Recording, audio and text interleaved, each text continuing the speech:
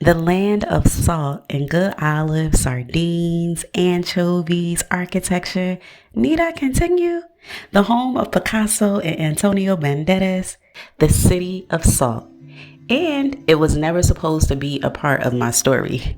I didn't even know it existed, honestly. But thanks to a stranger in Amsterdam and a leap of faith, it became the place where the storyteller in me came back alive. I never planned on going to Malaga. I didn't even know it existed. So I was in Amsterdam, recovering from my journey through parts of Africa and planning my next move. I was sitting at a table, visiting a friend, and then this guy, he was a painter of the home that I was staying. He asked what I was doing. I told him, and he told me, forget Milan, because that's where I was looking at going. Flights were cheap to Italy. So he said, no, forget Milan. If you're not trying to shop, forget Milan. He said, go where the weather is mild and the people are like me. I was confused, but he meant old people, the kind of place where you can just be. And that is exactly what my soul needed. So he spoke and I listened. Sometimes the best parts of our lives happen when we're exactly where we need to be. The universe has a way of working in our favor, sending a stranger onto our path to hold the map. This sabbatical was a journey I never wanted to have to take. While I was teaching in South Korea, I received the kind of news that changes you, changes your DNA. My daddy transitioned, and suddenly my sense of gravity in this world was gone. I was left in a space where I had to relearn myself and figure out my role in the world without the man who guided me and gave me my life. To be honest, I couldn't focus on work. His laws had led me to losing parts of myself only to find them again in beautiful corners of the world, Malaga being one of those places. I had spent months visiting spots in Africa he told me stories of when I was a kid, like Victoria Falls. Now I was heading to a part of the world where the Moors left their mark. Seeing their architecture still standing felt like a conversation with history and a conversation with my daddy. I found myself standing before the Alcazaba, one of the best preserved Moorish fortress palaces in all of Spain. Built in the 11th century, it stands as a testament to a level of genius that still breathes today. The Moors didn't just build walls, they bought the irrigation for the orange trees that now line the streets. And they left behind that stunning, intricate geometry and the architecture that stops you in your tracks. And yes, it will stop you in your tracks. Walking through these sites, I realized that I wasn't just a tourist. I was witnessing the blueprint of a civilization that understood how to marry beauty with utility. Now, let's talk about the food. If you are a foodie like me, I don't care where I am in the world, I want to eat what the locals eat. This was my first time having fresh anchovies and fresh sardines, now out of a tin. And let me tell you, the sardines, I can still taste them. I found this loca tapa spot that was standing room only, a favorite for the Malagueños. I would have this simple salmon kebab seasoned perfectly with garlic and salt, served with just a dollop of mayo. It was perfection. And then I would get the fried anchovies or the sardines, but that was my go-to. And there was this drink that they had that they were aging in barrels that was pretty good, some type of wine. But everywhere you walk along the beach, sardines are being grilled just for you to enjoy. So grab one. Once you're full from tapas, you have to experience a flamenco show. My first time ever was in this small, intimate room where I managed to get a seat right near the stage.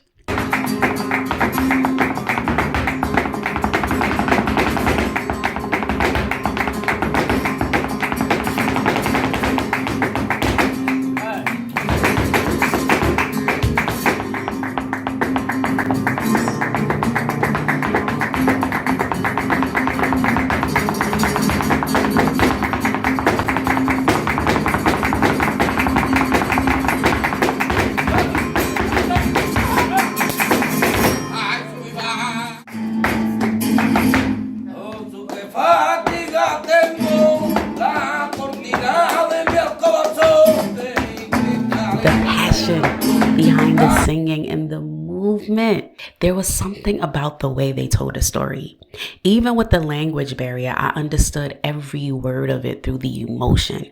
Each sharp strike of the woman's heel, the man's deep baritone, and those haunting loud cries. It keeps you captivated. And if you can, leave time for a day trip to Granada. You're going to need like a week or two in Malaga, I promise. You probably want to stay forever, but a week or two should suffice. Granada is maybe 45 minutes to an hour outside of Malaga by bus. It's a city of free tapas. That's what they're known for. You get a drink and you get free tapas.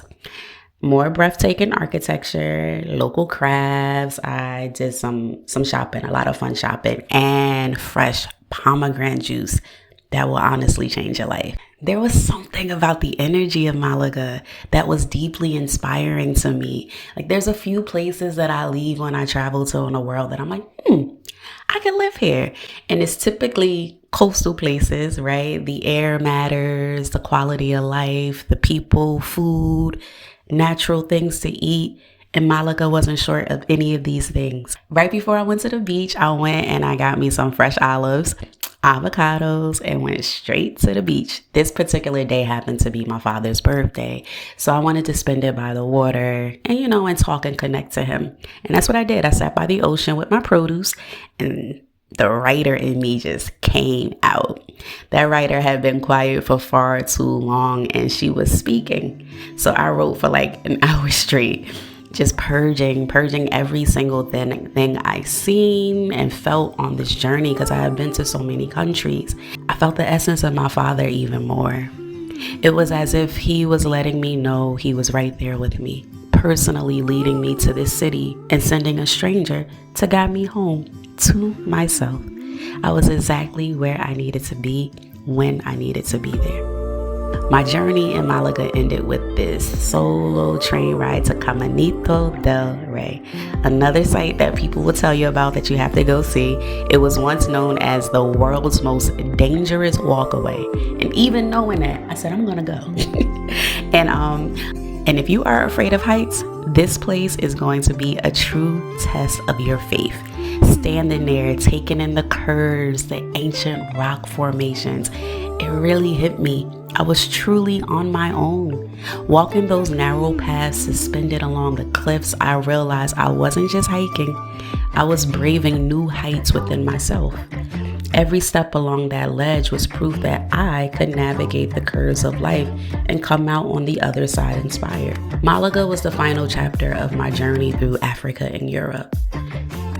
And again, this sabbatical was prompted from loss. Somehow grief led me to surrendering to myself in a way, like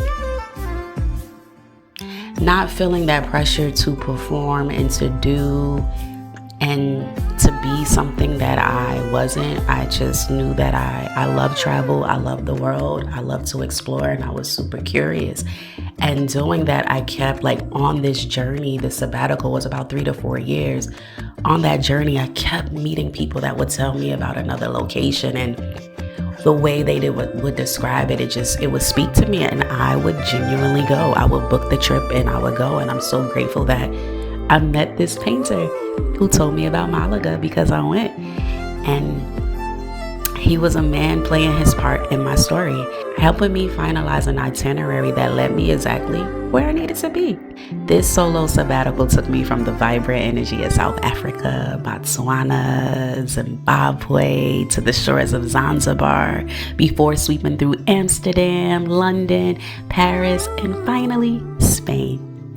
So, if you are looking for a place with beautiful views, laid-back people, deep history, reggaeton, and people that are just full of life and vibrant energy, book that trip to Malaga. But more importantly, if a stranger tells you about a place that sparks something in your spirit, don't hesitate. Go. It might be the very call you need to reawaken a new fire. Your story is waiting to be told, and sometimes you have to travel across the world to hear it. Have you ever changed your travel plans because of a recommendation from a stranger? Tell me where it led you in the comments. Love and light, family.